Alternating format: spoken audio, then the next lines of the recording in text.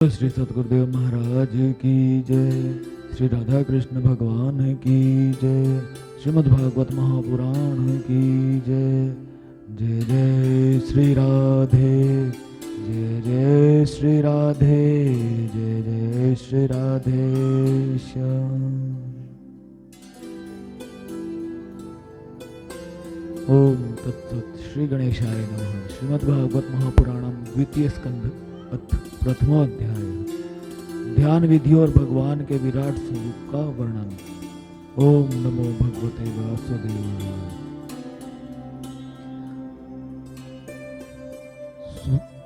परीक्षित जी महाराज ने सुखदेव जी को समक्ष पाकर उनका अभिनंदन किया,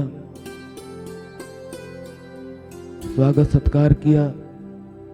तत्पश्चात उनसे दो प्रश्न पूछे कि भगवान ये बताइए कि जो पुरुष मरणासन हो, कुछ समय में मरने वाला है, उसे क्या करना चाहिए। वैसे तो इस संसार में जितने लोग हैं सारे मरणासन हैं, क्या पता कब मर जाए। काल किसी की आयु तो नहीं देखता, ना शरीर देखता, ना रोग देखता। तो जिसका मन करता उसको उठा ले जाता। सभी मरणासन है, लेकिन फिर भी महाराज परीक्षित जानते थे कि संसार के जो लोग हैं अपने आप को मरणासन जानते नहीं है, समझते नहीं है। लोग यही सोचते हैं अभी तो बड़ी लंबी उम्र पड़ी, अभी तुम जवान है, या अभी हम बच्चे। बूढ़े होने के बाद भी सोचते हैं अभी तो पड़ा टाइम। पैर कब्र में लटक रहे हो तो भी सोचते हैं अभी तो है 2-4 साल तो हमारे पास। ऐसा सोचते सोचते पता भी नहीं चलता कब मर जाते हैं। इसीलिए उन्होंने दूसरा प्रश्न ये भी किया कि आप ये बताओ कि मनुष्य मात्र को क्या करना चाहिए। हर समय हर मनुष्य को क्या करना चाहिए, उनका परम धर्म क्या है, मनुष्य का धर्म क्या है, उसे क्या करना चाहिए। तब लेकिन दूसरा प्रश्न किसके लिए किया, हम लोगों के लिए, कि अगर हम अपने आप को मरणासन ना जाने, हम ये सोचें कि उम्र लंबी पड़ी है, तो भी हमारे लिए पूछ लिया कि यूं बता दो उनको भी क्या करना चाहिए। तो श्री सुखदेव जी ने कहा कि परीक्षित, तुम्हारा लोक हित के लिए किया हुआ यह प्रश्न बहुत ही उत्तम है। मनुष्यों के लिए जितनी भी बातें सुनने, स्मरण करने या कीर्तन करने की हैं, उन सब में यह श्रेष्ठ है। आत्मज्ञानी महापुरुष ऐसे प्रश्न का बड़ा आदर करते हैं। तो सुखदेव जी क्या कह रहे हैं कि तुम्हारा जो ये प्रश्न है ये है लोकहित के लिए।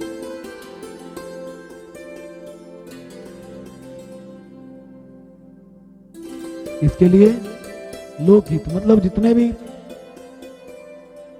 प्राणी है संसार में, समस्त लोगों के लिए ये उत्तम प्रश्न है। और ये लोक हित के लिए किया गया कि केवल तुम अपना हित नहीं साधना चाहते, तुम चाहते हो कि सबका हित सिद्ध जाए। लेकिन महाराज परीक्षित को तो पता 7 दिन बाद तक्षक आके डस लेगा, और बाकी के लोग जो हैं उनको क्या करना चाहिए। और साथ में क्या कहा कि मनुष्य के लिए जितनी भी बातें सुनने, स्मरण करने, कीर्तन करने की, उन सब में यह श्रेष्ठ है। कहने का भाव कि हम लोग जो भी सुनते हैं, कीर्तन करते हैं, कुछ भी कहते हैं, मनुष्य को ये बात सोच के चलनी चाहिए कि हमें करना क्या चाहिए। मनुष्य जन्म मिला है तो हमें करना क्या चाहिए।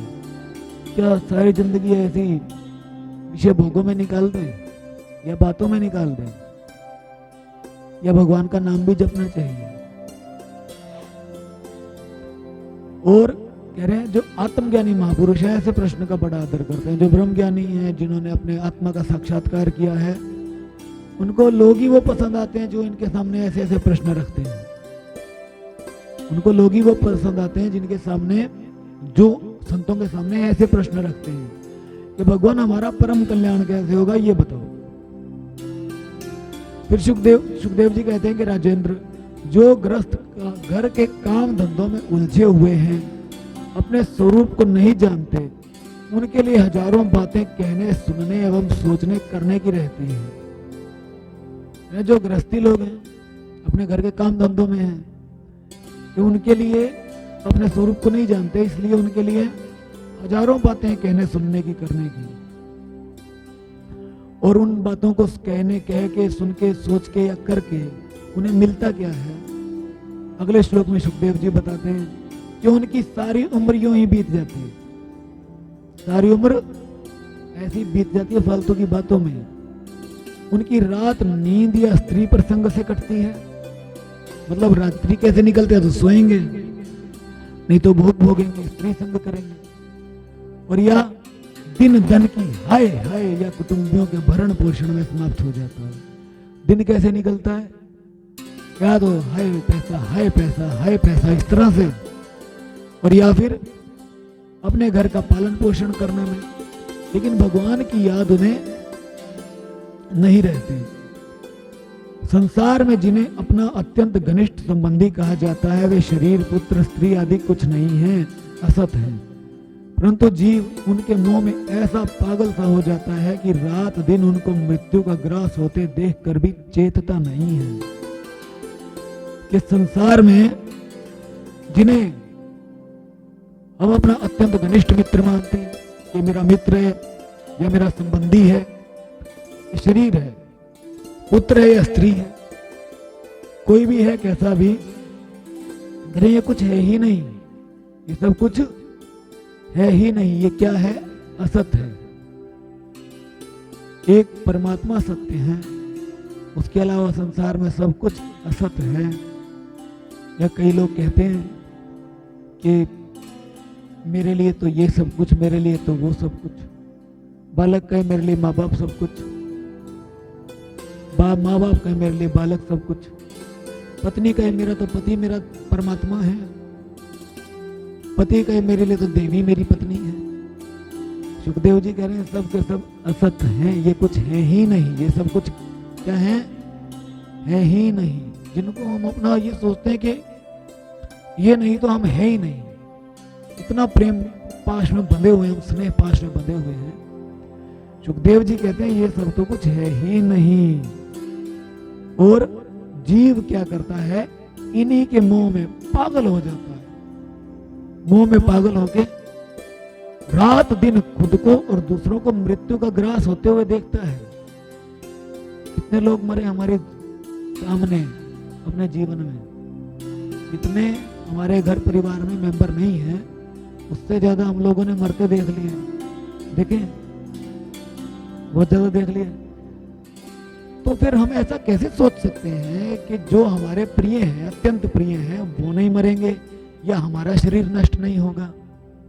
क्या हम इस बात को कभी सोचते हैं, ध्यान करते हैं, चेताते हैं अपने आप को? कभी नहीं।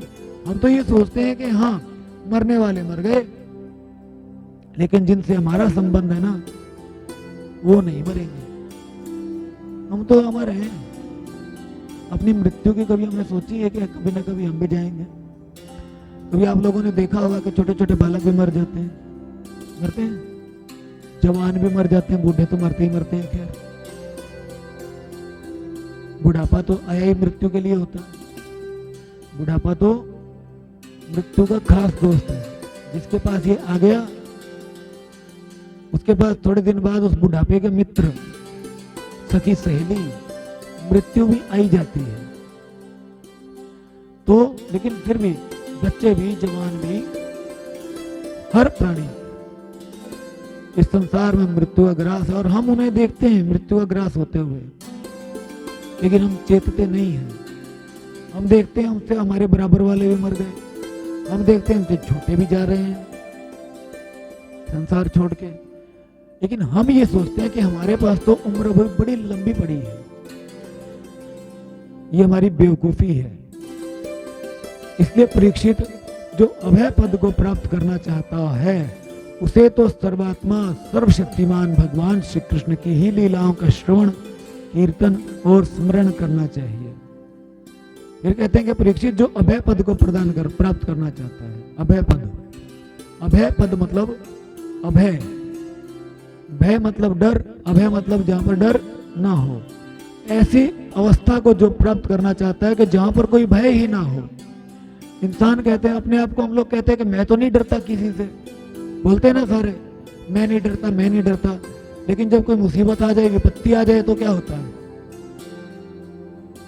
तब क्या होता है? डर लगता है कि नहीं? अपने लिए ना भी डरते हो, अपने लिए ना भी डरते हो, घर परिवार में कोई दिक्कत आ जाए तो डर लगता है कि नहीं? अपने बाल बच्चों को तकलीफ हो जाए, खांसी जुकाम बुखार हो जाए तो डर लगता है कि नहीं? माता पिता की हालत खराब हो जाए तो भी डर लगता है। और ये तो कहने की बात है कि अपने लिए डर ना लगे, लेकिन लगता तो अपने लिए भी है। इसकी मृत्यु पास में आए, सामने यमदूत खड़े दिखते हैं ना, तो वो भी कांपता है, मरता मरता लेटरिन पेशाब बीच में कर जाता है। ऐसी हालत हो जाती है इंसान की। तो डर रहता है इंसान को, क्योंकि उसका अपने शरीर में मोह है, ममता है। लेकिन जो अभय पद को प्राप्त करना चाहता है, मतलब ऐसी अवस्था को प्राप्त करना चाहता है जहां पर कोई भय ना हो। हम दुनिया में किसी से डरें या ना डरें, काल का डर तो रहेगा। सारी दुनिया जीत लें बेशक, चाहे सारी दुनिया जीत लें, लेकिन काल को तो नहीं जीत रहे। काल का डर तो रहेगा ना, काल से तो डर बना ही रहेगा, क्या पता कब हमको खा जाइए। तो अभय पद को प्राप्त करना मतलब काल से भी ऊपर चले जाना, काल को भी अपने वश में कर लेना। वो पद अगर कोई प्राप्त करना चाहता है तो उसे क्या करना चाहिए? सारे संसार की मोह ममता को छोड़कर केवल और केवल सर्वात्मा, जो सबके आत्मा है, सर्वशक्तिमान भगवान, जो सबसे अधिक शक्तिमान है, जिनके आगे काल की भी दाल नहीं गलती, उन भगवान श्री कृष्ण की ही लीलाओं का श्रवण करना चाहिए। उन्हीं की लीलाएं सुने, उन्हीं की लीलाओं का कीर्तन करें, उन्हीं की लीलाओं को गाएं और उन्हीं की लीलाओं का स्मरण, उन्हीं को याद करना चाहिए। कई बेवकूफ होते हैं ऐसे कि सारा दिन नाम थोड़ी जपते हैं, है ना, सारा दिन नाम थोड़ी जपते हैं। ये भी करना है, वो भी करना है सारा दिन। भैया जो अभय पद को प्राप्त करना चाहता है उसके लिए तो सारा दिन नाम ही जपना उसने, उसे क्या लेना देना। जब तक आपके मन में मोह है, एक इंसान के मन में मोह है, तभी तक तो वो सोचेगा कुछ ना कुछ कि मैं इसके लिए कुछ करूं।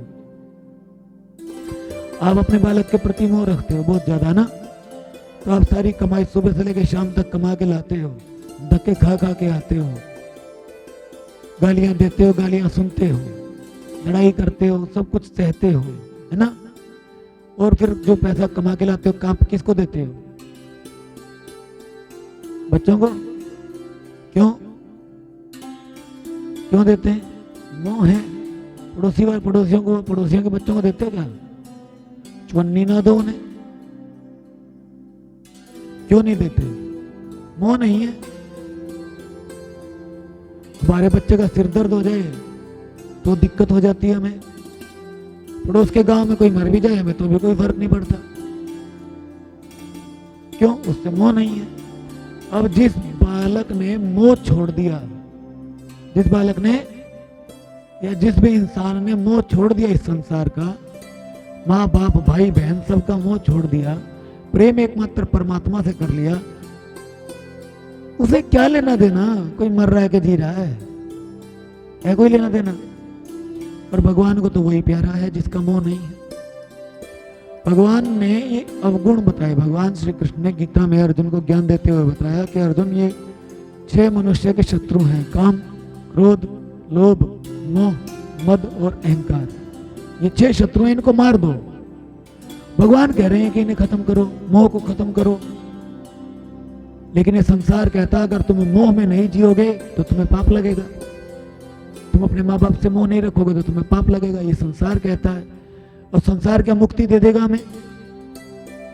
संसार मुक्ति दे देगा? कौन देगा? भगवान।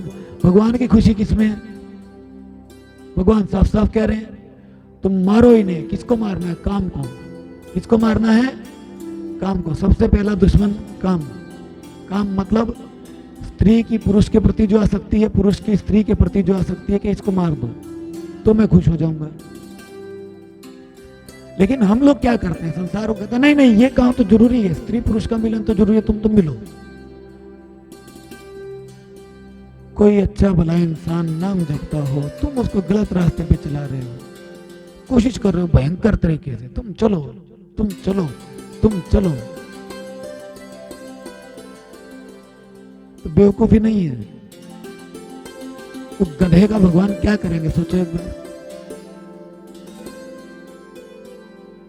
भगवान कहेंगे मैं कह रहा हूं, तुम मेरी भी नहीं मान रहे, तुम भगवान से भी बड़े हो गए हो। फिर भगवान कहते हैं क्रोध मत करो, लोभ मत रखो, मोह मत रखो। और जो इंसान इस मोह से पार जाना चाहता है, हम कहते हैं नहीं नहीं नहीं, अगर तुमने मोह छोड़ दिया माता पिता का, भाई बहन का, तो तुम्हें पाप लगेगा, ऐसे तुम्हें भगवान नहीं मिलेंगे।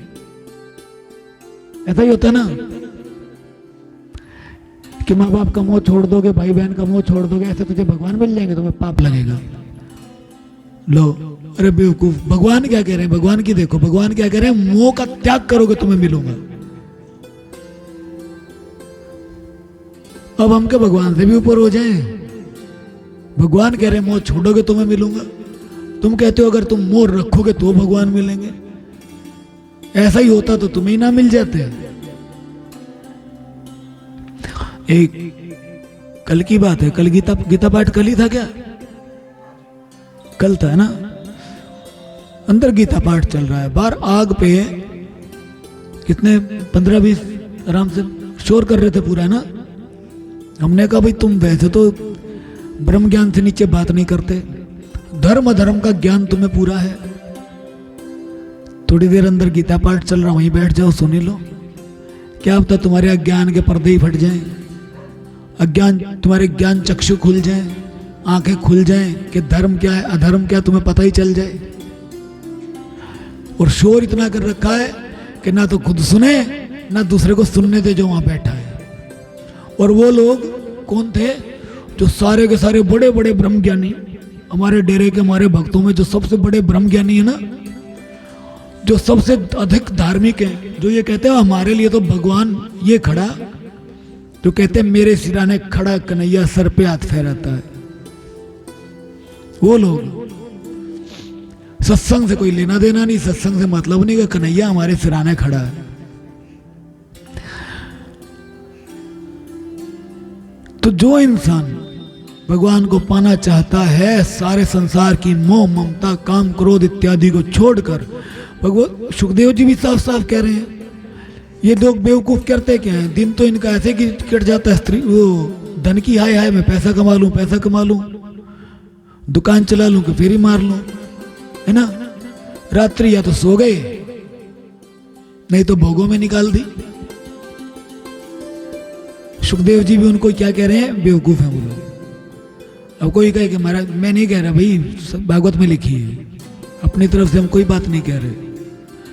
कहीं तो 2-4 गृहस्थी नाराज हो जाए हमसे कि महाराज ये तो हमारा धर्म है, धर्म नहीं है ये।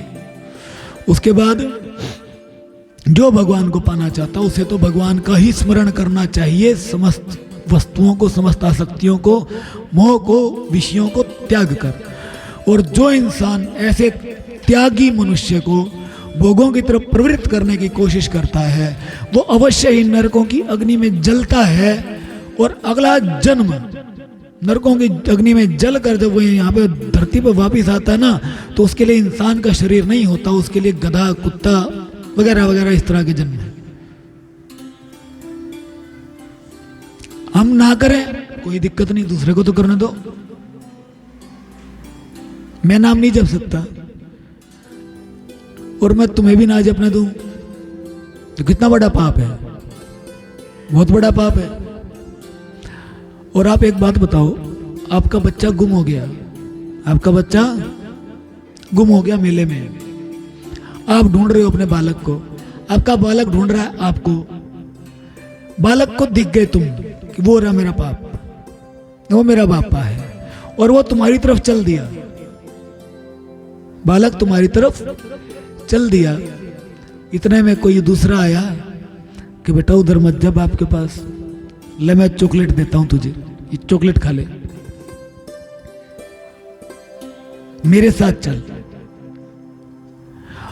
बालक तुम्हारे पास जाने चाहता है, लेकिन कोई तीसरा इंसान ऐसा है जो उसे जाने नहीं दे रहा। जब तुम्हें पता चलेगा कि तुम्हारे बच्चे ने तुम्हें देख लिया था और वो तुम्हारी तरफ आना भी चाह रहा था, पूरी कोशिश भी कर रहा था, लेकिन एक इंसान ने उसको तुम्हारे पास आने नहीं दिया, तो तुम्हें कैसा लगेगा?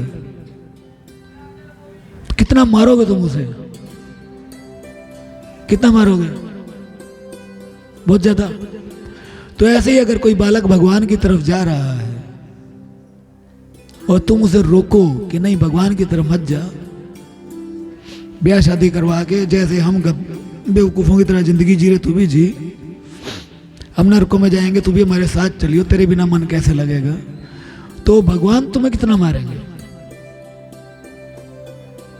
इंसान से तो हम बच भी जाएं, भगवान के सामने तो चलती भी नहीं हमारी। वो तो पता नहीं नरकों में कहाँ कहाँ फेंकेंगे, समझ में भी नहीं आएगा। पता नरक में सजा कैसी कैसी मिलती है, आगे भगवत जी में आएगा पूरा। फिर भी थोड़ा सा मैं आपको वर्णन करता हूँ।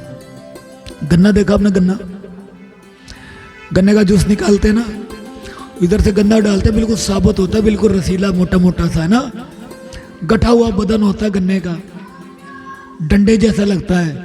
लेकिन वो कोल्लू में डालते हैं, उधर से कैसा निकलता है दूसरी साइड से, फिर उसे पकड़ के मरोड़ के फिर ठोक देते हैं इधर से, करते हैं ऐसा।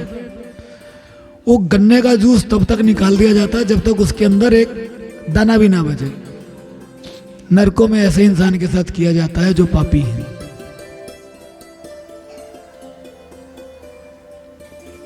ऊंचे ऊंचे पहाड़ों से गिराया जाता है, नीचे गिरते ही शरीर टुकड़े टुकड़े हो जाता है, दर्द होता है, फिर उन टुकड़ों को दोबारा जोड़ के इंसान को सही सलामत कर देते हैं, वहां पे व्यवस्था है, फिर दोबारा गिराते हैं, मरता नहीं एक बारी में, टुकड़े टुकड़े हो जाएंगे, दर्द होगा, फिर वो जोड़ के ऊपर ले जाएंगे, दोबारा फिर गिराएंगे, फिर ले जाएंगे, फिर गिराएंगे। एक नरक में क्या करते हैं कि एक तांबे की भूमि पर इंसान को खड़ा कर देते हैं, तांबे, पूरी भूमि तांबे की, नीचे लगा देते हैं आग। अब इंसान खड़ा हो तो पैर जले, बैठे तो आसन जले, पीठ के बल लेटे तो पीठ जले, सीधा लेट उल्टा लेट जाए तो छाती जले, हाथ के बल खड़ा हो जाए तो हाथ जले, और हजारों सालों तक उसको वहां पे छोड़ दिया जाता है, चल मर यहां पे।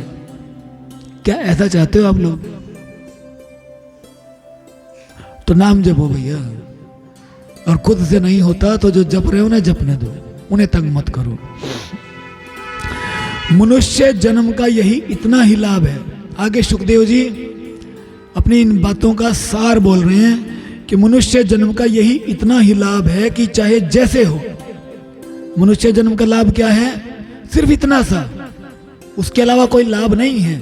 सिर्फ यही लाभ है कि चाहे जैसे हो, ज्ञान से, भक्ति से, अथवा अपने धर्म की निष्ठा से जीवन को ऐसा बना लिया जाए कि मृत्यु के समय भगवान की स्मृति अवश्य बनी रहे। चाहे कैसे भी करके अपने जीवन को ऐसा बना लो कि अंत समय भगवान की याद रहे। यह मनुष्य जीवन का लाभ है। वो सारी जिंदगी अगर हमने भगवान को याद नहीं किया तो अंत समय भगवान की याद हमें नहीं आ सकती। भगवान की याद अंत समय सिर्फ उसी को मिलेगी जिसने सारी उम्र भगवान को याद किया है।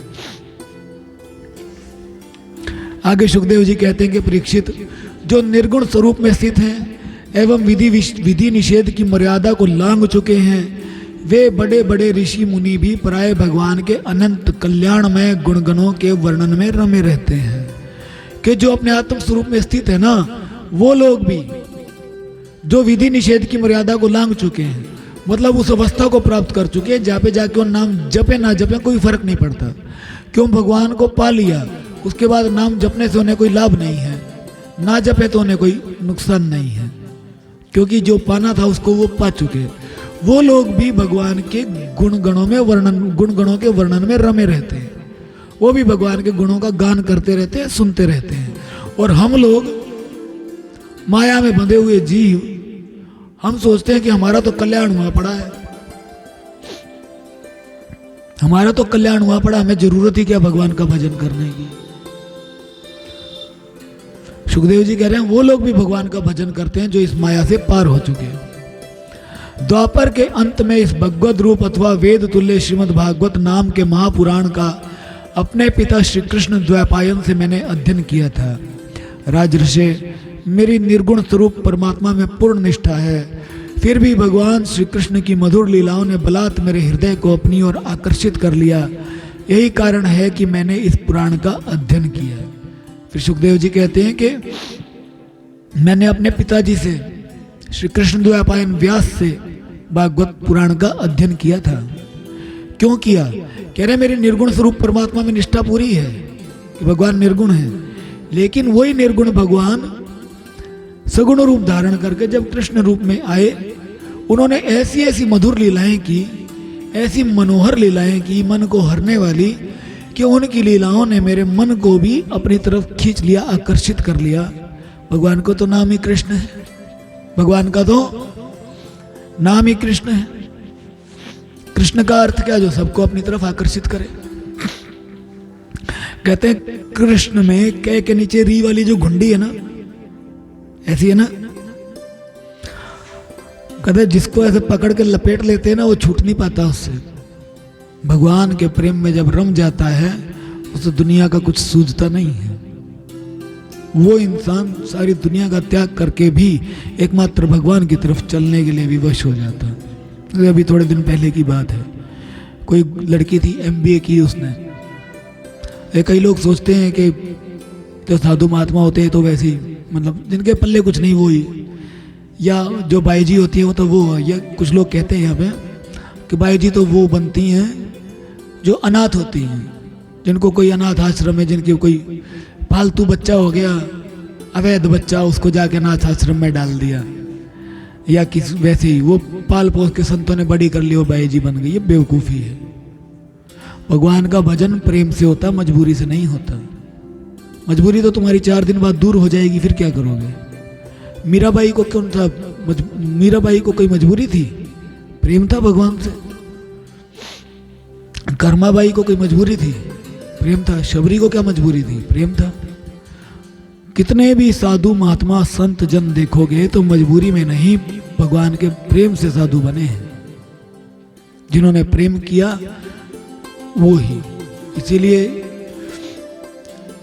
गुरु गोविंद सिंह जी ने भी कहा कि जिन प्रेम कियो तिन ही प्रभु पायो, साच कहूं सुन ले हो सबे। तो भगवान के प्रेम से भगवान की प्राप्ति होती है। तो MBA की बच्ची ने बचपन से भगवान श्री कृष्ण के प्रेम में पागल थी।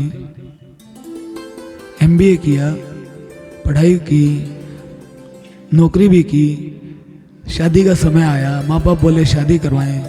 कहती शादी तो मेरी हो चुकी। बोले शादी तेरे हमारे पूछ के बिना कहाँ ब्याह करवाया ही तू? कहते मैं तो कन्हैया को अपना पति मान रखा, उसी वही मेरे पति हैं। घर वाले हो गए गुस्से में, ऐसे कैसे कन्हैया को पति मान लिया? शादी करवाएंगे तेरी करनी पड़ेगी। बोले नहीं करूंगी। उधर वो जोर मारे, उधर वो जोर मारे, वो कहीं करनी पड़ेगी, वो कहीं नहीं करूंगी। लंबा संघर्ष चला। 13-14 साल की भक्ति रंग लाई। आखिर घर वालों ने क्या किया कि भगवान श्री कृष्ण के साथ फेरे करवा दिए। कन्हैया के जिस स्वरूप की सेवा करती थी उसी के साथ फेरे करवा दिए और विदाई कर दी। जा तूने जहाँ जाना है, वृंदावन जाना है कि जहाँ जाना है, जैसे भगवान के साथ रहे अपने, हमें कोई दिक्कत नहीं है। तो जो भगवान से प्रेम करते हैं उन्हें भगवान के अलावा कुछ दिखता नहीं है। फिर कहते हैं कि तुम भगवान के परम भक्त हो, इसलिए मैं तुम्हें इसे सुनाऊंगा। जो इसके प्रति श्रद्धा रखते हैं उनकी शुद्ध चित्त वृत्ति भगवान श्री कृष्ण के चरणों में अनन्य प्रेम के साथ बहुत शीघ्र लग जाती है। सुखदेव जी क्या कह रहे हैं? भगवान के परम भक्त हो इसलिए तुम्हें सुनाऊंगा। भगवान के परम भक्त हो इसलिए तुम्हें सुनाऊंगा। ये भागवत की कथा सबके लिए सुलभ ही नहीं है। भागवत की कथा सबके लिए सुलभ है ही नहीं। इसीलिए तो 4-5 ही बंदे बैठे होते हैं यहाँ, है ना। गिन के उंगलियों पे गिन लो, इतने ही बैठे होते हैं। क्यों? सबके लिए है ही नहीं। जो भगवान के परम भक्त है उन्हीं को मिले।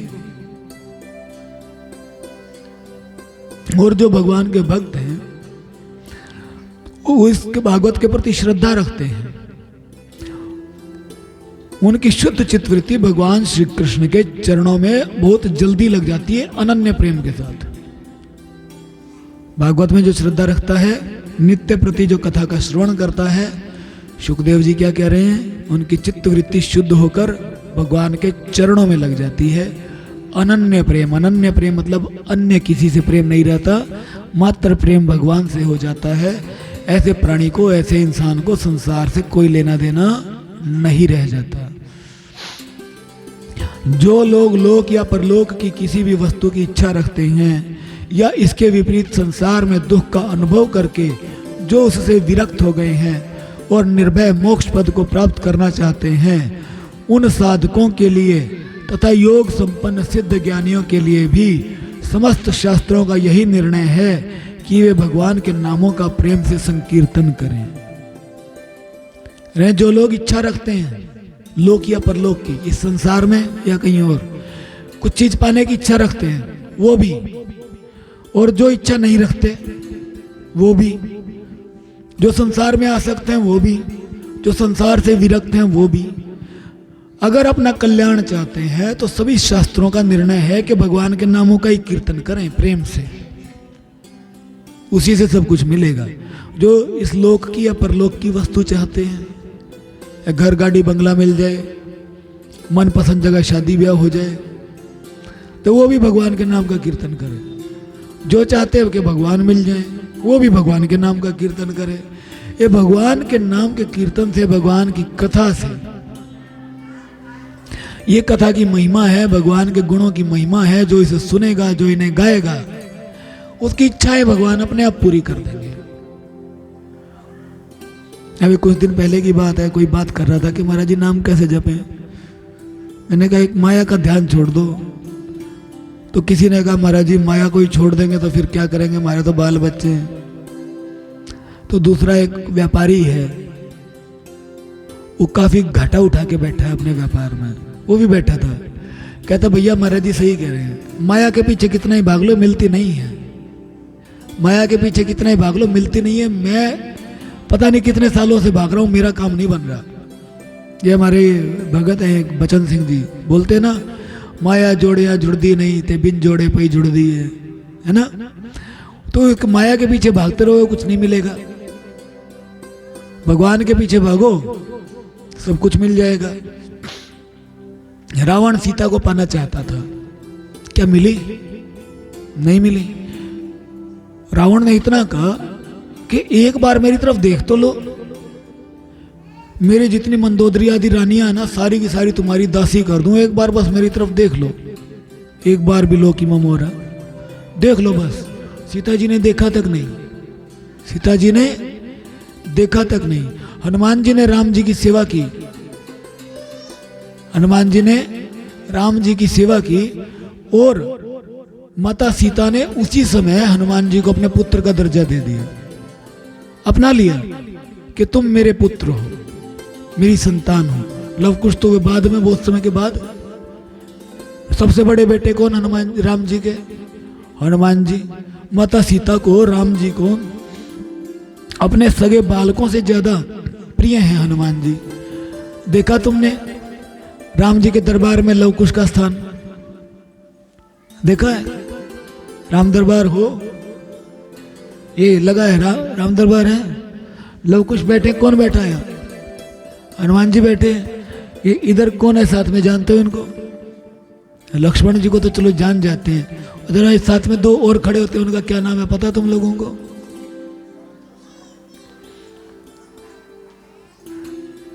और साथ में राम जी की पूजा के साथ, राम जी के ध्यान के साथ, राम जी के नाम के साथ, नाम किसका लिया जाता है? लक्ष्मण जी का लिया जाता है कि भरत का, शत्रुघ्न का, लव कुश का, हनुमान जी का? सबके संकट कौन हरता है? सबसे ज्यादा वरदान किसको दिए राम जी ने? दिल खोल खोल के। माता सीता ने अष्ट सिद्धि 9 निधि का वरदान अपने बेटों को नहीं दिया, लव कुश को, हनुमान जी को दिया। तो जो भगवान के पीछे चलेगा ना, माया स्वयं उसे स्वीकार कर लेगी, माया स्वयं स्वीकार कर लेगी अपने पुत्र के रूप में।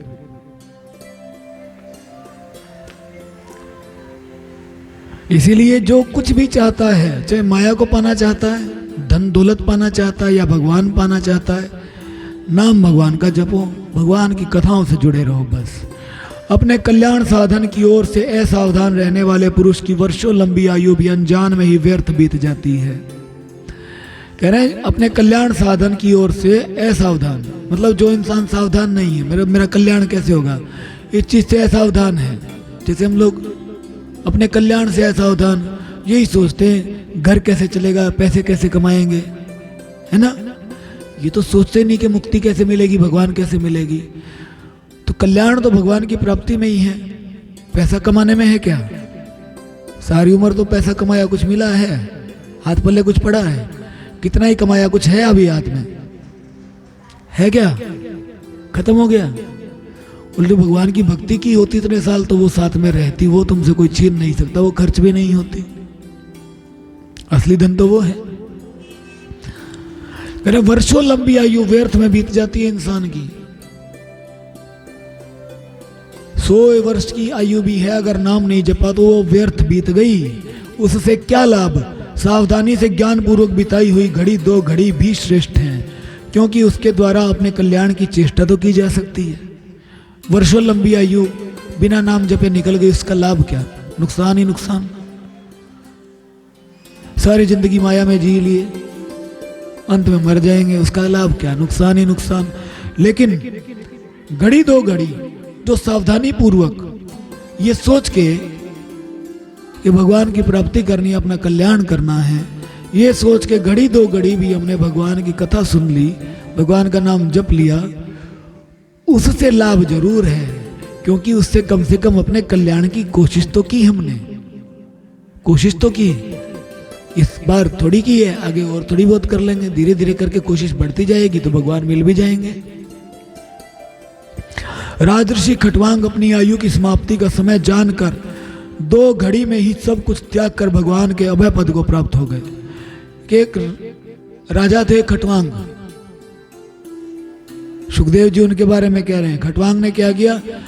उन्हें पता चला कि अब मेरी मृत्यु होने वाली है, 2 घड़ी शेष बची, कुछ ही समय बचा था, घंटा आधा घंटा, इतने में ही उन्होंने सब कुछ त्याग दिया, सब कुछ त्याग दिया, भगवान की प्राप्ति हो गई। बताओ। लेकिन आप ये सोचो कि मृत्यु के समय तो मोह बहुत अधिक रहता है, उस समय मोह का त्याग कैसे किया जा सकता है? इसका मतलब कि मोह का त्याग तो उन्होंने बहुत पहले ही कर दिया था, बस अब जिम्मेदारी सोच के फंसे हुए थे अपने घर परिवार में। अंत समय आया तो सोच देख लिया कि जिम्मेदारी कुछ नहीं है, मेरा नाम काम बस भगवान का ध्यान करने का है। भगवान के ध्यान में ऐसे तन्मय हो गए, मोह ममता सबकी छोड़ दी और भगवान को पा लिया। मतलब भगवान की भक्ति में तन्मय तो वो पहले ही थे, भगवान को तो पा चुके थे पहले ही, लेकिन दुनिया के लिए वो राजगद्दी पर बैठे थे, दुनिया के लिए राजगद्दी पर बैठे थे, इसलिए अंत समय में मोह का त्याग कर दिया और भगवान को पा लिया। हम लोग सोचे कि हम भी कर लेंगे, ऐसे नहीं हो सकता। सारी जिंदगी नाम जपोगे तो अंत समय मोह छूटेगा, अदर नहीं तो मोह उस समय बहुत अधिक बढ़ जाता है, कम नहीं होता। परीक्षित, अभी तो तुम्हारे जीवन की अवधि 7 दिन की है, इस बीच में ही तुम अपने कल्याण के लिए जो कुछ करना चाहिए सब कर लो। कह रहा हूं तो 2 घड़ी में ही पा लिया था, तुम्हारे पास तो 7 दिन है। परीक्षित जी को कह रहे हैं तो 7 दिन में जो कल्याण के लिए करना चाहिए वो सब कर लो। उसके बाद बताते हैं सुखदेव जी के करना क्या है। अब तुम्हें 7 दिन बचे हैं, मृत्यु का समय पास है, अब करना क्या है? पहले तो बताइए जो करना चाहिए वो कर लो। अब करना क्या है वो बता रहे हैं कि मृत्यु का समय आने पर मनुष्य घबराए नहीं। पहली शर्त क्या है? घबराना नहीं। और जिसको भगवान से प्रेम ना हो, अपने शरीर से बड़ा लगाव हो, उसे जब पता चले कि तेरा शरीर छूटेगा तो क्या वो घबराएगा? नहीं, घबरा जाएगा, डर जाएगा। घबराएगा तो सिर्फ वो ही नहीं जिससे अपने शरीर से लगाव ही नहीं है। सोचता भाई चलो छूट जाए, अच्छी बात है, भगवान मिल जाए बस। भगवान के प्रेम में जो इस शरीर को छोड़ना चाहता है, मतलब उसे कोई लगाव नहीं है। तो सुखदेव जी कह रहे हैं पहली बात तो घबराना नहीं। उसे चाहिए कि वह वैराग्य के शस्त्र से शरीर और उससे संबंध रखने वालों के प्रति ममता काट डाले। अंत समय आए तो क्या करे? शरीर के प्रति ममता काट दे और शरीर से संबंध रखने वाले जितने भी प्राणी हैं सबकी ममता काट दे, है ना? तो अब उन परीक्षित जी के पास तो 7 दिन थे, क्या हमारे पास 7 मिनट भी हैं? कोई गारंटी से कह सकता है कि मैं अगले 7 दिन जीऊंगा पक्की गारंटी के साथ? है कोई इंसान? कोई भी एक? कोई भी नहीं ना। है कुछ हमारे पास? 7 मिनट हैं, 7 मिनट की ले सकते हैं हम गारंटी। वो एक फिल्म आई थी, हम भी देखते थे फिल्में जब पढ़ते थे ना, जब तक भगवान की भक्ति नहीं शुरू की थी, बेवकूफ़ थे हम भी। अभी फिल्म वगैरह देखते थे तो एक फिल्म थी मुन्ना भाई MBBS, देखिए आप लोगों ने? और लगे रहो मुन्ना भाई गांधीवादी वाली। अंत में वो ज्योतिषी कहता है कि ये मर जाएगा, शादी कर लेगा, तो ये वो तो सर्किट लगा देता कनपट्टी में बंदूक, क्या अब तेरा बता क्या होगा। पहले पूछता अगले 2 मिनट में तेरा क्या होने वाला, तेरी कुंडली देखिए। बोला मेरी कुंडली बिल्कुल फर्स्ट क्लास है, मुझे कुछ नहीं होगा। बोला नहीं होगा तो ठीक है। और निकाली बंदूक और तान दी कनपट्टी में। कहता अब बता। बोला भाई ये क्या मतलब हुआ, इसको नीचे करो बंदूक को, ऐसा तो मर ही जाऊंगा मारोगे तो क्या भरोसा जिंदगी का, पता चलता है कुछ? 1 सेकंड का इसका भरोसा नहीं है। हर समय यही सोचो कि मरणासन है, कभी भी मर सकते हैं, इसीलिए जीवन रहते अभी के अभी शरीर और शरीर के प्रति ममता को काट दो। ये सोचो कि कभी भी मर सकते हैं, नाम जपना शुरू कर दो। धैर्य के साथ घर से निकलकर पवित्र तीर्थ के जल में स्नान करे और पवित्र तथा एकांत स्थान में विधि पूर्वक आसन लगाकर बैठ जाए। बिल्कुल मरणासन है, जब बिल्कुल ही पता चल जाए कि मरने वाले बूढ़े हो चुके, तो बैठे यहाँ पर ना 2-4 बूढ़े बूढ़ी, तुम्हारे लिए खास कर बात है ये हैं। हाँ ये पहले दिहाड़ी पे जाते हैं ना। अच्छा ये आप लोगों के लिए तो स्पेशल बात है, बाकियों का तो चलो बच्चे हैं या जवान है, फिर भी एक बात है, इनके पास तो एक उम्मीद तो है कि अभी तो हम जवान हैं। तुम्हारे पास तो कोई उम्मीद भी नहीं है। कोई उम्मीद है? पता चल गया अब तो बस टाइम आ ही चुका है। जो बुजुर्ग हो, बूढ़े हो गए हैं, 60 के पास पहुंच गए हैं, उनको तो कोई उम्मीद ही नहीं है कि हाँ भाई जिएंगे, कितना जिएंगे। उनके लिए तो खास कर है, धैर्य के साथ घर से निकल जाओ। घर से निकलो, पवित्र तीर्थ के जल में स्नान करो, पवित्र तथा एकांत स्थान में आसन लगाकर बैठ जाओ और तत्पश्चात परम पवित्र अ उ म इन 3 मात्राओं से युक्त प्रणव का मन ही मन जाप करे। ओम का जाप करे, प्राणवायु को वश में करके मन का दमन करे और एक क्षण के लिए भी प्रणव को न भूले। और प्राणवायु को वश में कर ले, प्राणवायु को वश में कर ले और मन का दमन करे। मन का मतलब मन को नष्ट कर दो, मन को भी वश में कर लो और एक क्षण के लिए भी प्रणव भगवान के नाम को बिल्कुल मत भूलो, ओम को बिल्कुल मत भूलो।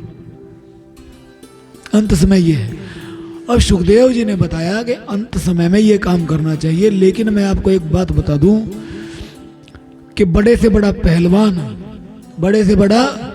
पहलवान जब हम नाम जपते हैं, हमारे प्राण और अपान की एकता होने लगती है।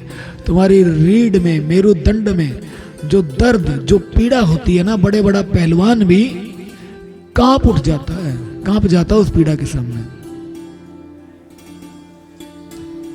इतनी बेचैनी आप जिंदगी में कभी अनुभव नहीं करोगे। जिस टाइम मेरुदंड में प्राणों का प्रवाह चलेगा तो बेचैनी भी और पीड़ा भी सहन करनी पड़ेगी।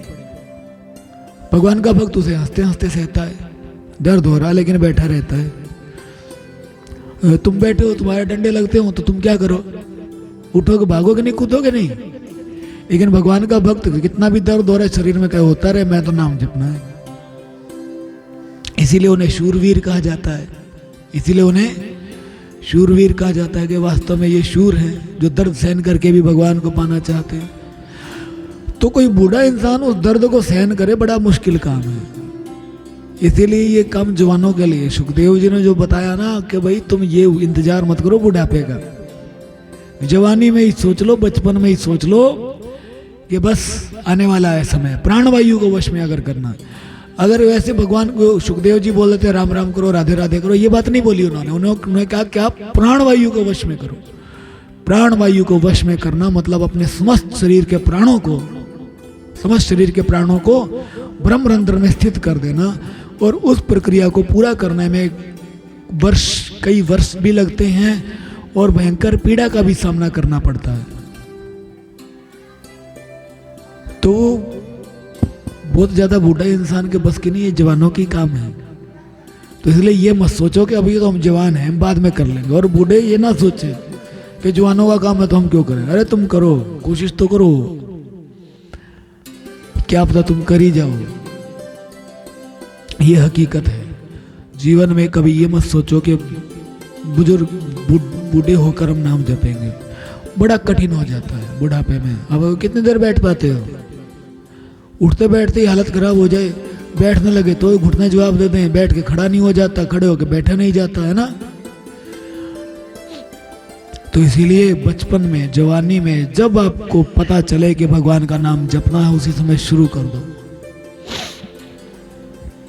बुद्धि की सहायता से मन के द्वारा इंद्रियों को उनके विषयों से हटा ले और कर्म की वासनाओं से चंचल हुए मन को विचार के द्वारा रोक कर भगवान के मंगलमय रूप में लगाए। क्या करे? बुद्धि की सहायता से इंद्रियों को उनके विषयों से हटा लो। इंद्रियां विषयों की तरफ भाग रही हैं, उन्हें हटा लो, विषय नहीं लेने हमें। और साथ में कर्म की वासनाओं से चंचल हुए मन को, मन बड़ा चंचल है, भागता इधर उधर, उसकी भागना बंद करवा के भगवान के मंगलमय रूप में लगा दे, भगवान के रूप में लगा दे। और स्थिर चित्त से भगवान के श्री विग्रह में से किसी एक अंग का ध्यान करें। इस प्रकार एक एक अंग का ध्यान करते करते विषय वासना से रहित मन को पूर्ण रूप से भगवान में ऐसा तल्लीन कर दे कि फिर और किसी विषय का चिंतन ही न हो। फिर क्या करे? भगवान का ध्यान करें। पहले भगवान के किसी एक अंग का, फिर धीरे धीरे भगवान के पूरे स्वरूप का चिंतन करें। और ऐसा भगवान में तल्लीन कर दो मन को कि दूसरे किसी विषय का चिंतन ही ना आए, एक भगवान ही रह जाए मन के सामने। वही भगवान विष्णु का परम पद है, जिसे प्राप्त करके यह भगवत प्रेम रूप आनंद से भर जाता है। जब ध्यान में भगवान के अलावा कुछ रह नहीं जाता, कह रहे हैं वही क्या है? भगवान विष्णु का परम पद, वही है वैकुंठ, वही है वैकुंठ। भगवान के अलावा मन में कुछ रहा ही नहीं, मतलब मन में कोई कुंठा नहीं है। कुंठा से रहित हो गए तो हम पहुंच गए कहाँ? वैकुंठ में। कुंठा से रहित तो हम वैकुंठ में पहुंचे, और वही है भगवान विष्णु का परम पद। इसको प्राप्त करके मन जो है भगवत प्रेम रूप आनंद से भर जाता है, आनंद से भर जाता है। कोई दुख दरिद्रता पीछे रह नहीं जाती। यदि भगवान का ध्यान करते समय मन रजोगुण से विक्षिप्त या तमोगुण से मूढ़ हो जाए तो घबराए नहीं। कि भगवान का ध्यान करते हुए क्या होता है? मन रजोगुण से विक्षिप्त। रजोगुण क्या करता है? रजोगुण जो है ना, हमारे को वासनाएं देता है, कामनाएं देता है। तो कामनाओं से विक्षिप्त हो जाए, मतलब कामनाओं से कभी मन इधर भागे कभी उधर भागे, या तमोगुण से मूढ़ हो जाए। तमोगुण क्या देता है? आलस, प्रमाद। आलस से ना मैं नहीं करता, बहुत हो गया, मैं तो सो रहा हूं, ऐसा भी आ जाए तो क्या? घबराओ नहीं, धैर्य के साथ योग धारणा के द्वारा उसे वश में करना चाहिए। धैर्य के साथ योग धारणा के द्वारा मन को वश में करो, छोड़ो नहीं, क्योंकि धारणा उक्त दोनों गुणों के दोषों को मिटा देती है। जब हम धारणा परमात्मा की करनी शुरू कर दें, धारणा मतलब अपने मन में भगवान को धारण करके उन्हीं का चिंतन कर लें, ये है भगवान की धारणा। तो उस धारणा से हमारा आलस भी नष्ट हो जाता है धीरे धीरे, और हमारी वासनाएं भी धीरे धीरे शांत हो जाती हैं। तो रजोगुण और तमोगुण दोनों के दोनों भगवान की धारणा करने से नष्ट हो जाते हैं, रजोगुण और तमोगुण। धारणा स्थिर हो जाने पर ध्यान में जब योगी अपने परम मंगल में आश्रय भगवान को देखता है, तब उसे तुरंत ही भक्ति योग की प्राप्ति हो जाती है। धारणा जब स्थिर हो जाती है, धारणा स्थिर मतलब भगवान की धारणा की हमने, भगवान के स्वरूप का चिंतन करते हुए उसमें मन लगाने की कोशिश करना, ये तो होगी धारणा। जब धारणा स्थिर हो गई, धारणा स्थिर हो गई मतलब अब हमारी धारणा केवल हमने हमारे मन में केवल और केवल भगवान को हमने धारण कर लिया, बाकी चीजें मन से निकल गई। धारणा जब स्थिर हो गई तो उस अवस्था को कहते हैं ध्यान। उस अवस्था को क्या कहते हैं? ध्यान। के अब ध्यान लग गया, अब ध्यान लग गया, ध्यान कहीं और नहीं जा रहा। तो ऐसे में जब योगी भगवान का साक्षात्कार करता है, तब तुरंत उसे भक्ति योग की प्राप्ति होती है, तब तो उसे भक्ति योग मिलता है। तब क्या मिलता है? भक्ति योग। कई लोग कहते हैं भक्ति योग के द्वारा परमात्मा, भक्ति योग का मतलब क्या? राम राम कर लो, कृष्ण कृष्ण कर लो, राधे, ये भक्ति योग। ये भक्ति योग नहीं है। भक्ति योग तो देखो कहाँ प्राप्ति हो रही है, भगवान का साक्षात्कार हो जाए फिर भक्ति योग की प्राप्ति है, वो है भक्ति। उससे पहले हम भक्ति में प्रवेश पाने की कोशिश कर रहे हैं, भक्ति में प्रवेश पाया नहीं है।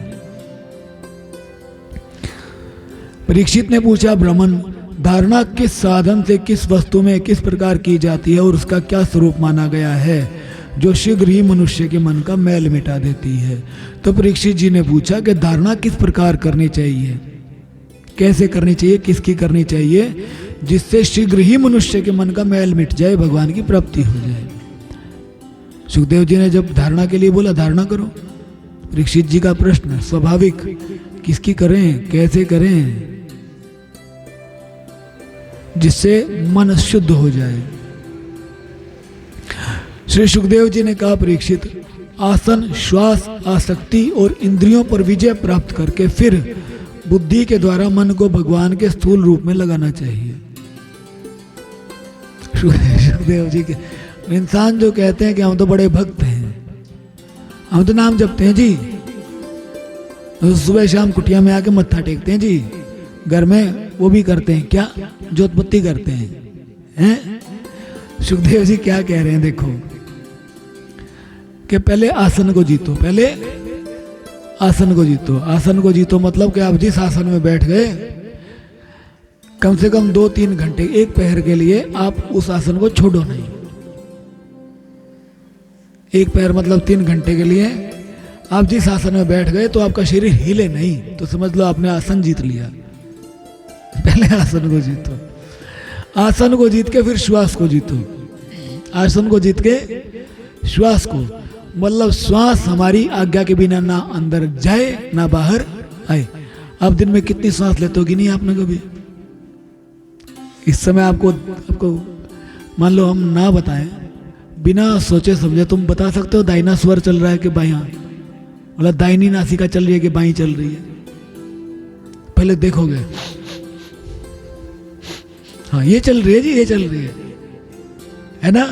इसका मतलब श्वास पे हमारा वश नहीं है, श्वास को हमने जीता नहीं है। पहले आसन को जीतो, श्वास को जीतो, फिर आसक्ति को, मतलब पूरे संसार की आसक्ति त्याग दो, और फिर इंद्रियों पर विजय प्राप्त करके, इंद्रियों पर विजय, कि हमारी इंद्रियां भोगों की तरफ ना जाएं, केवल भगवान की तरफ जाएं। उसके बाद बुद्धि के द्वारा मन को भगवान के स्थूल रूप में लगाना चाहिए, तब जाके तो भगवान में मन लगना शुरू होता है, तब जाके तो भगवान में मन लगना शुरू होता है। उससे पहले भगवान में मन लगता ही नहीं है। कई लोग कहते हैं कि हमारा तो पूछ लेना, हाँ ध्यान किसका लगता है? कोई लोग ऐसे बात, मेरा लगता है जी, कि ध्यान में और कुछ बिल्कुल कुछ भी नहीं आता। कितनी देर बैठ जाते हो? हर 2 मिनट बाद अपनी टांगे बदलते रहते, कभी ये टांग ऊपर करें, कभी ये टांग ऊपर करें। जिसका आसन स्थिर नहीं है उसका ध्यान कहाँ लग रहा है? लग रहा है भला? अपने शरीर में ही तो ध्यान लगा हुआ उसका। ओ यहाँ दुख गया, यहाँ से दर्द है, टांग में दर्द हो गया, अब टांग सीधी कर लूँ, टेढ़ी कर लूँ, ऊपर कर लूँ, नीचे कर लूँ, ऐसे ही तो लगा रहेगा इंसान, फिर अंगड़ाइयाँ तोड़ेगा बैठा। ये आसन स्थिर नहीं है। आसन की स्थिरता मतलब एक प्रहर तक तुम्हारा आसन ना डिगे, वो आसन तुम्हारा योग साधन में क्या कहते हैं, लाभदायक है। उसके बाद तुम्हारी योग की सिद्धि होगी। ये हकीकत है, तुम लिखवा लो। जो इंसान का एक आसन 3 घंटे तक नहीं लगता, तब तक भगवान की प्राप्ति नहीं है। कम से कम 3 घंटे कह रहे हैं, कम से कम। उससे पहले भगवान की प्राप्ति नहीं है। और हम लोग क्या कहते हैं, महाराज जी हम ना सुबह शाम ना 5-5 मिनट नाम जप लेते हैं। आसन की स्थिरता आएगी कहां से? धीरे धीरे समय बढ़ाओ। तो ये तो बाहरी है कि कोई इंसान कहे ना मैंने तो भगवान को पा लिया, उसे को 3 घंटे मुझे एक आसन में बैठ के दिखा दे बिना हिले डुले, तो मैं मान जाऊं। पहली बात है, मैं मान जाऊं। और उसके बाद जब तुझसे पूछूंगा ना तो बिना सोचे समझे बता दियो कि दायां चल रहा है, नाक के बायां चल रहा है, तो समझ लेंगे तूने श्वास को भी जीत लिया। और आसक्ति कि तेरे सामने तेरे बच्चे की धो धो के पिटाई करेंगे और तेरे मन में दुख नहीं आना चाहिए, तो समझेंगे तूने आसक्ति जीत ली। और इंद्रियां कि तेरे सामने बैठ के बर्गर, चाउमीन, पिज्जा सब खाएंगे, तेरे मुंह में लार टपक पड़ी ना। ये लोग कहते हैं हमने तो निरंकार को पा लिया है। संजय नगर में एक दो बच्चे हैं, उनको कुछ लोगों ने बुलाया कहने को महापुरुष, तो हमने तो निरंकार को पा लिया है। वो बच्चों ने कहा अच्छा एक बात बताओ, आपने मीट मांस खाना छोड़ दिया? नहीं, वो तो हमने नहीं छोड़ा। उससे रूह का क्या संबंध है, वो तो शरीर के लिए है। बोले अच्छा, तुम अपनी जीभ का स्वाद तक मार नहीं पाए, अपनी जीभ का स्वाद ना मार पाओ इसलिए तुम जानवरों को मारते हो। जीभ का स्वाद नहीं मारते, जानवरों को मारते हैं। कहते हमने निरंकार को पा लिया। एक औरत डेरे की पता क्या कहती है, मुझे तो सतगुरु माता जी ने इतनी समर्था दे रखी है कि मैं मरे हुए को जिंदा कर दूं। मैंने कहा मां, अगली बार डेरे में कोई मर जाए सीधा उसके पास पहुंच जाओ, उसका सामर्थ्य इतनी है। उसी औरत के देवर ने बताया कि महाराज जी नहीं, ऐसा तो नहीं हो सकता कि हमारी अपनी पोती मर गई थी कुछ समय पहले, वही जिंदा नहीं कर पाए। मैंने कहा हाँ फिर ठीक है, चलो कोई तो है समझदार घर परिवार में है।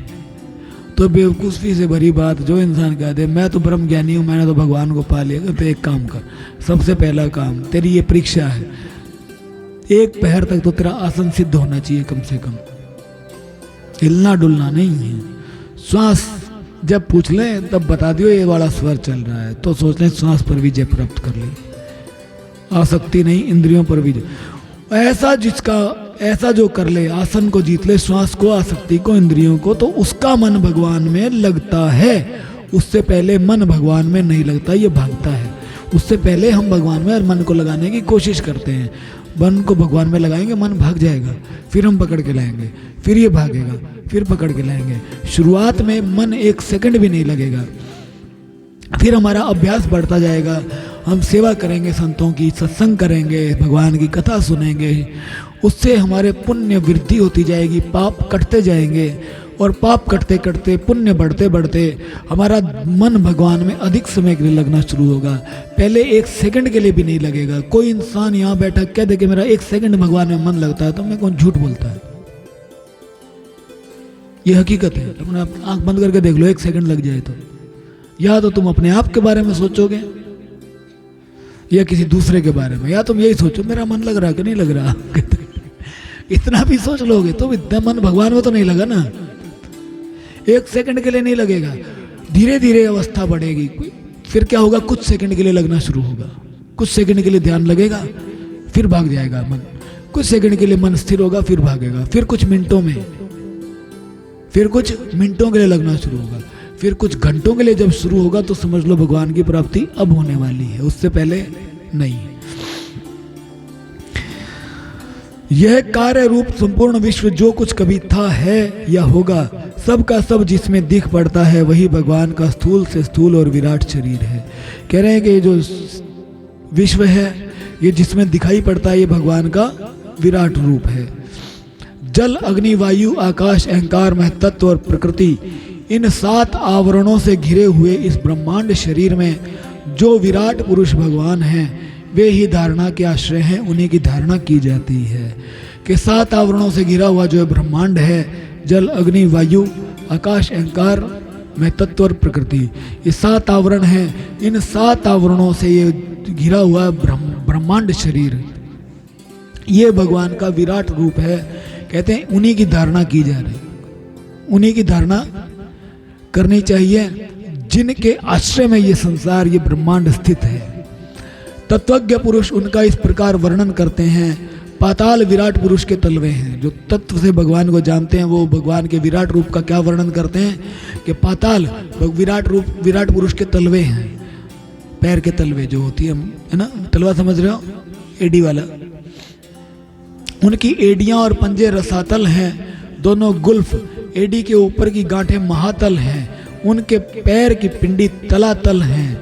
विश्व मूर्ति भगवान के दोनों घुटने सुतल हैं, जांघें वितल और अतल हैं। पेडु भूतल और परीक्षित उनके नाभि सरोवर को ही आकाश कहते हैं। भगवान का सारा बताया कि भूतल क्या है, भगवान का पेडू, भगवान का पेडू। तो पेडू क्या होता है, नाभि से नीचे जो हमारा पेट है वो क्या है, भूतल भगवान का। हम वो भगवान का पेट हमारे लिए भूतल, वहाँ हम रहते हैं, मतलब भगवान के गर्भ में स्थित है। गर्भ कहाँ होता है, स्त्री शरीर में, नाभि से नीचे पेट में गर्भ रहता है ना, तो मतलब हम सब भगवान के गर्भ में स्थित है, भूतल में। नाभि सरोवर है वो आकाश। आदि पुरुष परमात्मा की छाती को स्वर्गलोक, छाती को स्वर्ग, गले को मेहरलोक, मुख को जनलोक और ललाट को तपोलोक कहते हैं। उन सहस्त्र सिर वाले भगवान का मस्तक समूह ही सत्यलोक है। 1000 भगवान के सिर हैं और उन 1000 सिर वाले भगवान का क्या मस्तक समूह जो है ये क्या है, सत्यलोक। यही सत्यलोक है, इसलिए धारणा यही की जाती है सत्यलोक में। धारणा के आश्रय भगवान है, शरीर में धारणा का स्थान हमारे मस्तक ही है। और फिर कहते हैं कि इंद्र आदि देवता उनकी भुजाएं हैं, दिशाएं कान और शब्द श्रवणेन्द्रिय हैं। दोनों अश्विनी कुमार उनकी नासिका के छिद्र हैं। गंध घ्राणेन्द्रिय और धधकती हुई आग उनका मुख है। धधकती हुई आग भगवान का मुख। भगवान विष्णु के नेत्र अंतरिक्ष हैं, उनमें देखने की शक्ति सूर्य है। दोनों पलकें रात और दिन हैं। उनका भ्रू विलास ब्रह्मलोक है। तालु जल है और जीवा रस। वेदों को भगवान का ब्रह्मरंध्र कहते हैं और यम को दाढ़ें। यमराज क्या है, भगवान की दाढ़ें। हम लोग किसी कुछ खाते हैं तो कहाँ से खाते हैं, दांतों से, अपनी दाढ़ों के नीचे चबा चबा के कर देते हैं नष्ट से, है ना।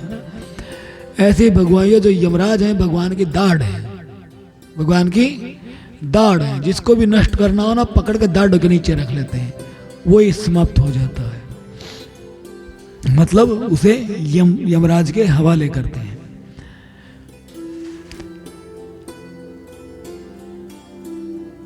सब प्रकार के स्नेह दांत हैं और उनकी जगन मोहिनी माया को ही उनकी मुस्कान कहते हैं।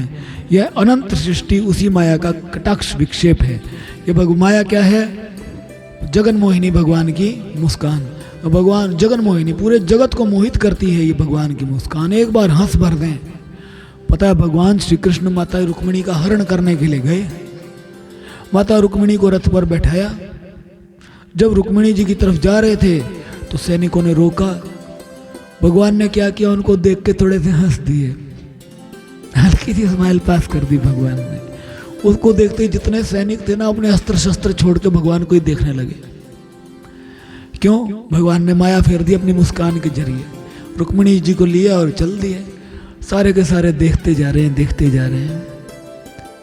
कई लोग पीछे से भागे भागे, अरे कहाँ गई रुक्मिणी? बोले वो ले गए, वो ले गए। बोले कौन ले गया? बोले वो कितना सुंदर था। बोले तुमने रोका क्यों नहीं? बोले रोकने का मन तो था पर हमें लगा कि जोड़ी बड़ी सुंदर है, क्या करेंगे, रोक के जाने दें। ये शिशुपाल जैसे बंदर के साथ रुक्मिणी अच्छी थोड़ी ना लगेगी। तो भगवान की माया है ऐसी, भगवान ने फेरी हल्की सी मुस्कान से। ये भगवान की मुस्कान है कि माया है, एक बार हंस के देख ले, पूरे जगत को मोहित करने वाली है। इसीलिए भगवान के भक्त, भगवान एक बार हंसकर भगवान अपने भक्त को देख ले तो भगवान पर ऐसे मोहित हो जाते हैं जीव कि उसके बाद भगवान को छोड़ना नहीं चाहते। भगवान अपनी मुस्कान के द्वारा ही पूरे जगत को मोह लेते हैं। लज्जा ऊपर का होठ और लोभ नीचे का होठ है। धर्म स्तन और अधर्म पीठ है। प्रजापति उनके मूत्रेंद्रिय हैं। मित्रावर्ण अंडकोश है। समुद्र कोख है और बड़े बड़े पर्वत उनकी हड्डियां हैं। राजन, विश्वमूर्ति विराट पुरुष की नाड़ियां नदियां हैं। वृक्ष रोम है। परम प्रबल वायु श्वास है। काल उनकी चाल है और गुणों का चक्कर लगाते रहना ही उनका कर्म है। परीक्षित, बादलों को उनके केश मानते हैं। संध्या उन अनंत का वस्त्र है। महात्माओं ने अव्यक्त को ही उनका हृदय बतलाया है और सब विकारों का खजाना उनका मन चंद्रमा कहा गया है। मैं तत्व को सर्वात्मा भगवान का चित्त कहते हैं। मैं तत्व को क्या कहते हैं? भगवान का चित्त, और रुद्र उनके अहंकार कहे गए हैं। घोड़े, खच्चर, ऊंट और हाथी उनके नख हैं। वन में रहने वाले सारे मृग और पशु उनके कटी प्रदेश में स्थित हैं। तरह तरह के पक्षी उनके अद्भुत रचना कौशल हैं। स्वयंभू मनु उनकी बुद्धि है और मनु की संतान मनुष्य उनके निवास स्थान है। सुखदेव जी ने भगवान के स्वरूप का, विराट रूप का वर्णन करके अंत में निर्णय क्या दिया, भगवान रहते कहाँ हैं, भगवान रहते कहाँ हैं। कह रहे हैं कि मनु उनकी बुद्धि और मनु की संतान जो मनुष्य है ना, वो भगवान के निवास स्थान है। मतलब मनुष्य के हृदय में भगवान वास करते हैं। अब इतना कुछ बताया, ये सुतल, ये अतल, ये ब्रह्मा, ये शंकर, ये वो सब कुछ बताया। भगवान का निवास स्थान कहाँ बताया? भगवान का निवास स्थान कहाँ बताया? मनुष्य के हृदय में। क्योंकि जब भी किसी ने भगवान को पाया है तो मनुष्य ने पाया है, क्योंकि भक्ति करने का एकमात्र अधिकार केवल मनुष्य को है। भक्ति का एकमात्र अधिकार मनुष्य को है। और जब भी पाया भगवान को, मनुष्य शरीरधारी ने ही पाया, और पाया तो कहाँ पाया? अपने हृदय देश में ही पाया। इसीलिए भगवान का निवास स्थान कहाँ है? वैसे तो भगवान कण कण में बसते हैं, वैसे तो भगवान कण कण में बसते हैं, लेकिन वास्तव में निवास स्थान कौन सा माना जाएगा भगवान का? रहते तो कण कण में, लेकिन वास्तव में कौन सा माना जाएगा? जहां पर उन्हें पाया जाता है, जहां उन्हें पाया जाता है, जहां पर वो मिलते हैं। तो मनुष्य को अपने हृदय में ही परमात्मा की प्राप्ति होती है, अपने भीतर। तो इसीलिए कहा गया कि मनुष्य जो है वो ही भगवान के निवास स्थान है, वहीं रहते हैं। ना देवताओं में कह रहे हैं, ना शंकर, ना ब्रह्मा, कहीं पर भी नहीं, मनुष्य में। गंधर्व, विद्याधर, चारण और अप्सराएं उनके षडज आदि स्वरों की स्मृति हैं। दैत्य उनके वीर हैं। ब्राह्मण मुख, क्षत्रिय भुजाएं, वैश्य जंघाएं और शूद्र उन विराट पुरुष के चरण हैं। विविध देवताओं के नाम से जो बड़े बड़े द्रव्य में यज्ञ किए जाते हैं वे उनके कर्म हैं। देखो क्या कह रहे हैं, ब्राह्मण जो है विराट पुरुष के मुख हैं। ब्राह्मण मुख मतलब मुख से भगवान के नाम का गायन किया जाता है, मुख से भगवान के नाम का गायन किया जाता है। और ब्राह्मण का कर्म क्या है? शिक्षा देना, शिक्षा देना। इसीलिए भगवान का मुख माना गया ब्राह्मण को। क्षत्रिय भुजाएं, जैसे आपकी तरफ किसी ने पत्थर फेंका, आपकी तरफ किसी ने पत्थर फेंका, तो उस पत्थर को रोकने के लिए सबसे पहले आपका कौन सा शरीर का अंग आगे आएगा? हैं? हाँ, जोर से बोलो। हाथ आएंगे ना, अपने आप आ जाएंगे, या तुम बोलोगे पहले हाथ को? अपने आप आ जाएंगे ना। ये रक्षा करना इनका धर्म है, हाथों का। इसीलिए ये क्षत्रिय है, इसीलिए ये क्षत्रिय, क्योंकि क्षत्रिय का धर्म है बाकी तीनों वर्णों की रक्षा करे, बाकी तीन वर्णों की रक्षा करे। कोई तुम्हें तलवार मारे तो तुम क्या करोगे? और देखा हो वो फिल्मों में आपने, हाथ आगे अड़ा लेते है ना। हमें भी कोई मारेगा, चाकू मारे, तलवार मारे, गोली मारे, पहले हाथ आगे अड़ाएंगे। हाथ का धर्म है, ये रक्षा करेगा पूरे शरीर की। चाहे हाथ कट जाए, हाथ कट जाए, तुम्हारी टांग पर भी कोई डंडा मारेगा, तुम हाथ नहीं अड़ाते? ऐसा होता ना, जैसे स्कूल में टीचर डंडा मारता है, टांग पे ही मारता, तो बच्चा टांग ऊपर करता, हाथ आगे अड़ा देता, नहीं मास्टर नहीं मारो नहीं। वो हाथ ये नहीं देखता कि पहले मुझे लगेगी चोट, हाथ का काम ही बचाने का है। वो तीनों के लिए आएगा सामने, पूरे शरीर की रक्षा करेगा। वैश्य जंघाएं हैं। वैश्य क्या हैं? जंघाएं, मतलब हम कोई भी व्यापार करते हैं, कोई भी कर्म करते हैं, कहीं भी आना जाना है, वैश्य का काम क्या है? व्यापार करना। वैश्य का काम क्या है? व्यापार करना। तो जंघाएं जो हैं, हमको कहीं पे भी आने जाने का काम कौन करता है? जंघाएं लेके जाती हैं। और साथ में शूद्र उन विराट पुरुष के चरण हैं। शूद्र का कर्म क्या है? तीनों वर्णों की सेवा करना। तो तीनों वर्णों का बोझ कौन उठा रहा है? जांघों का बोझ भी उठा रहा है, मुख का भी और हाथों का भी। कौन? हमारे पैर। इसलिए पैर उन विराट पुरुष के क्या है? चरण। लोगों ने इसको बना लिया कि चलो आगे बात आएगी, वो हम आगे समझाएंगे, जो आगे आएगी उसे आगे समझाएंगे, अभी नहीं। तो वो टॉपिक बार बार उठता रहेगा। तो अभी के लिए ये समझ लो कि मुख ब्राह्मण किस लिए है? क्योंकि हम मुख से गायन करते हैं भगवान के गुणों का, और जो इंसान भगवान के गुणों का गायन नहीं करता वो ब्राह्मण नहीं है, वो शूद्र है। जो दूसरों की रक्षा नहीं करता वो क्षत्रिय नहीं है, वो तो डाकू है। जो वैश्य व्यापार करके अपने व्यापार में कमाई हुई राशि भगवान की कथा वार्ता में नहीं लगाता वो भी लुटेरा ही है। और जो वर्णों की सेवा नहीं करता, लोगों की सेवा नहीं करता, वो शूद्र कहलाने लायक भी नहीं, इंसान ही नहीं है। तो यहां पर इसको बात को समझो। शूद्र, क्षत्रिय, वैश्य और शूद्र ये जात पात नहीं है, ये कोई जात पात या ऊंच नीच वाली बात नहीं है। तो भगवान के अपने अंग हैं, भगवान के अंग हैं। पैर काट दो किसी इंसान के तो क्या खुश रहेगा? नहीं रहेगा। उसे मुंह की भी जरूरत है, हाथ की भी जरूरत है, सारे शरीर की जरूरत है। पूरा शरीर मिलके संगठित होकर कार्य करता है तो हम खुश रहते हैं, काम भी बढ़िया होता है। इसलिए चारों वर्ण इस संसार के जितने सारों को एक दूसरे की आवश्यकता रहती है, ना कोई छोटा ना कोई बड़ा। क्या हम कहते हैं भाई पैर तो शूद्र हैं, पैर काट दो, कटवाएगा कोई? नहीं। इंसान का भाई पैर जो है, पैर मतलब मुख जो है ब्राह्मण है, भोजन का भोग पहले इसी को लगाते हैं। तो जब भी कोई नया जूता या चप्पल खरीदो तो पहले मुंह पे मारो, बोलेंगे जो चीज जहां पे काम आ रही है वो वहीं पे आएगी।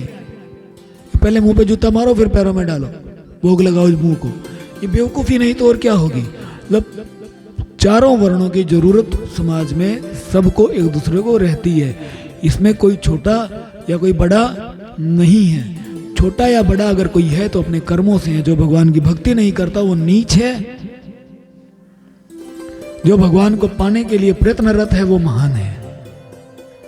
जो समाज में सबका भला करता है वो महान, और जो समाज को बुराई की तरफ लेके जाए वो नीच, वो शूद्र।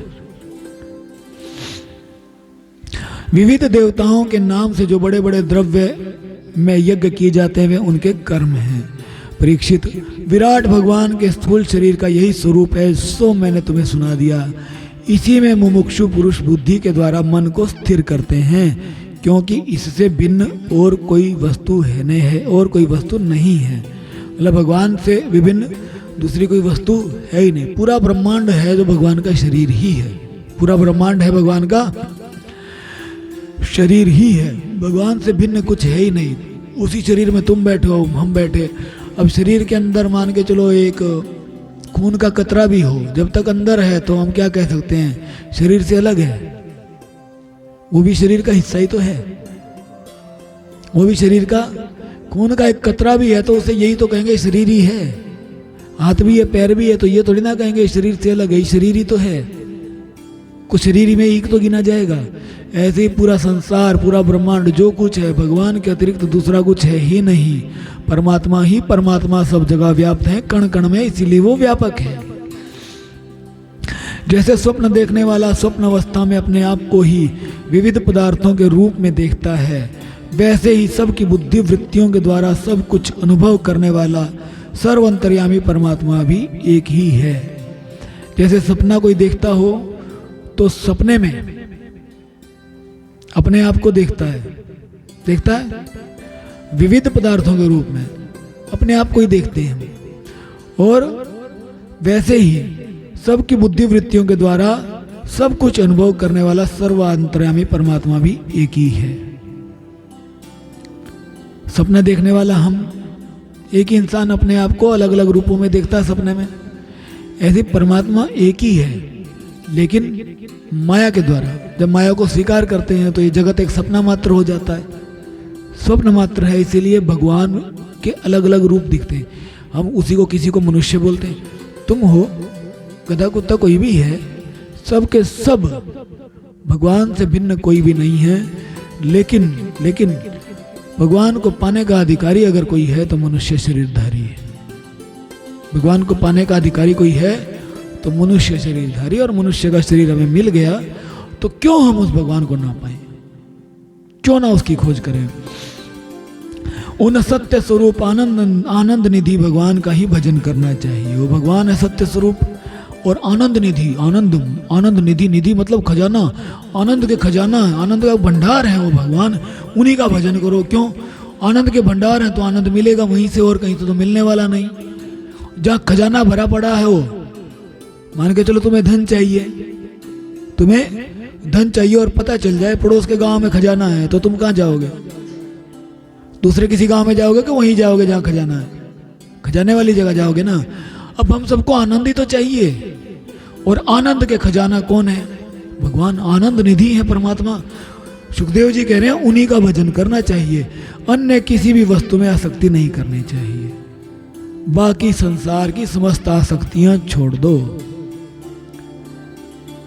समस्त आसक्तियां छोड़ दो। सुखदेव जी कह रहे हैं।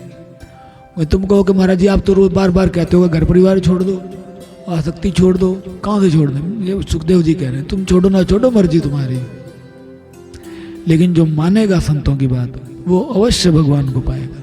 समस्त आसक्तियां छोड़ के अगर तुम आनंद चाहते हो, अपने जीवन में खुशियां चाहते हो, समस्त आसक्तियों को छोड़कर उन आनंद निधि परमात्मा का भजन करो, क्योंकि यह आसक्ति जीव के अधः पतन का हेतु है।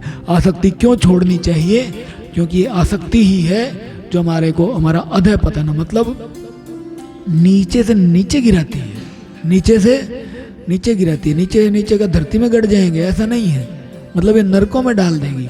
नरकों से निकलेंगे तो कुत्ता, गधा, पशु, पक्षी किसी ना किसी नीच योनि में डाल देगी। 84 लाख योनियां भोग के फिर से मनुष्य बनेंगे। फिर अगर आसक्ति में पड़ गए तो फिर वो 84 लाख भोगेंगे। तो फायदा क्या? कि नहीं, ये आसक्ति छोड़ दो। ये आसक्ति ही है जो तुम्हें नीच से नीच योनियों में डालती है। तो फायदा कुछ आसक्ति रखने का है? कोई फायदा? तो क्यों रखते हो? क्यों नहीं भजन करते? तो तुम्हें पता है, देखो तुम समझदार हो, कि सभी समझदार हैं। आसक्ति रखने का कोई फायदा, मोह ममता रखने का कोई फायदा है? वही जिसको लगता फायदा है हाथ खड़े करो, या जिसको नहीं लगता फायदा नहीं है हाथ खड़े करना। फिर क्यों रखते हो? 3-4 ही हैं ये बस सोचने वाले भी। तो बाकियों को तो मतलब इनको तो फायदा ही लगता है कि मोह ममता में बड़ा फायदा है ना। तो चलो, जो जिसको लगता है रखो, अपनी कोई दिक्कत नहीं, लेकिन जिसको लगता है कि कोई फायदा नहीं है तो क्यों रखते हो? जिस चीज में नुकसान ही नुकसान है उसको अपने साथ रखने का फायदा क्या? त्याग दो। आसक्ति का त्याग करो, परमात्मा का भजन करो। आसक्ति का त्याग करो, परमात्मा का भजन करो। मनुष्य शरीर मिलने का यही परम लाभ है। इति श्रीमद्भागवते महापुराणे पारमहंस्यां संहितायां द्वितीय स्कंधे महापुरुष संस्थानुवर्णने प्रथमोऽध्यायः। बोलो श्री सद्गुरुदेव महाराज की जय, श्री राधा कृष्ण भगवान की जय, श्रीमद्भागवत महापुराण की जय। जय जय श्री राधे, जय जय श्री राधे, जय जय श्री राधे श्याम।